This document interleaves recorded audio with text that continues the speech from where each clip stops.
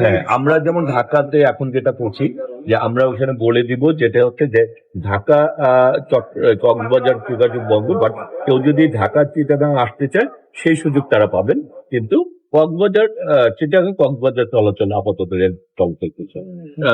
আহ, মানে আমরা মানে যাত্রীদেরকে সংখ্যা মুক্ত করতে যেটা করতে চাই, বর্তমান সরকার মাননীয় জনাব তারেক রহমান ঢাকা চট্টগ্রাম কক্সবাজারে আমাদের বিশেষ করে আমরা চট্টগ্রাম দোহাজারী পর্যন্ত প্রায় 47 কিলোমিটার রেল সড়ক আমরা এটাকে প্রায় 5 ফুট উচ্চতায় আমরা নিয়ে যেতে চাই, যাতে করে যে 2-3 ফিট পানি যেটা এখন জমে রেল লাইনগুলিতে, আমরা যদি সে কাজটি সম্পন্ন করতে পারি, অতিবৃষ্টি হলেও তখন রেল লাইনগুলি আর তলিয়ে যাবে না, রেল যোগাযোগটা স্বাভাবিক করতে থাকবে।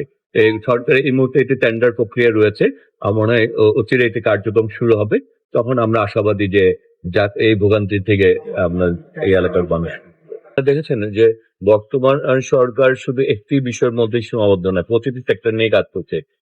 এর মধ্যে নদী খাল জলাশয়গুলি রয়েছে সেগুলো উদ্ধারের জন্য কাজ করছে, এবং এই ব্যাপারেও সরকার প্রচুর বরাদ্দ দিচ্ছে।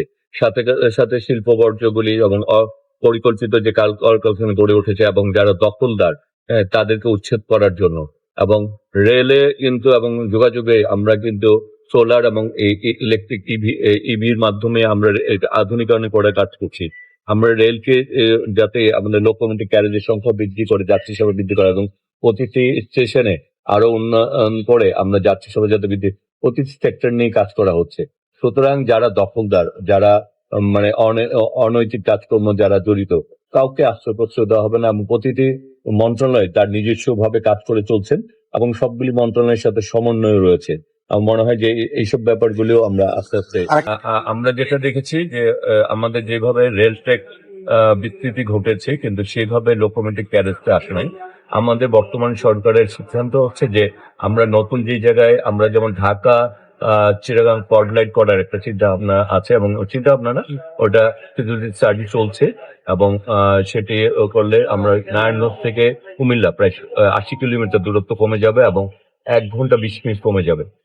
তবে আমাদের সিদ্ধান্ত হচ্ছে যেখানে আমরা নতুন করে রেল টেক করবো সেখানে লোকোমোটিভ এবং ক্যারেজ সম্পৃক্ত থাকবে, যাতে রেল টেক করার সাথে সাথেই আমরা লোকোমোটিভ এবং ক্যারেজে থাকবে আমাদের কাছে, যাতে আমরা সার্ভিসটা প্রকল্পে থাকবে, প্রকল্পের মধ্যে অন্তর্ভুক্ত থাকে। এখানে যেটা হচ্ছে যে গত সপ্তাহে যেহেতু মাঝখানে বিদ্যুৎ কমে গিয়েছিল, কিছু কিছু জায়গার মানে পানির রেল প্রায় যেখানে ধর 2 ফুট ছিল সেখানে 10-12 ইঞ্চিতে নেমে 15 ইঞ্চি পর্যন্ত নেমে, আমাদের ধারণা ছিল সেটা যদি 10-এর নিচে নেমে আসে তাহলে আমরা রেল চালাতে পারবো, কিন্তু আবার পরবর্তীতে আবার বৃষ্টিপাত শুরু হওয়ার কারণে আমাদের সেই সিদ্ধান্ত বাতিল করতে হয়েছে।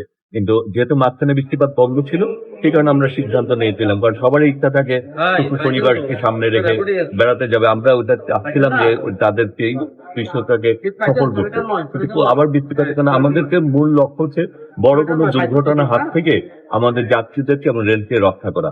সেই কারণে আমাদেরকে সেই সিদ্ধান্ত নিতে হয়েছে। কিন্তু বৃষ্টিপাত কমার কারণে আমরা সিদ্ধান্ত নিয়ে চালাবো, পরে যখন আবার বৃষ্টিপাত শুরু হয়েছে তখন আমরা আমাদের আবার সিদ্ধান্ত চেঞ্জ। হ্যাঁ, আমরা যেমন ঢাকাতে এখন যেটা করছি যে আমরা ওখানে বলে দিব যেটা হচ্ছে যে ঢাকা কক্সবাজার যোগাযোগ বন্ধ, বাট কেউ যদি ঢাকা চিটাগাং আসতে চায় সেই সুযোগ তারা পাবেন। কিন্তু চিটাগাং কক্সবাজার চলাচল আপাতত রেল চলাচল করছে।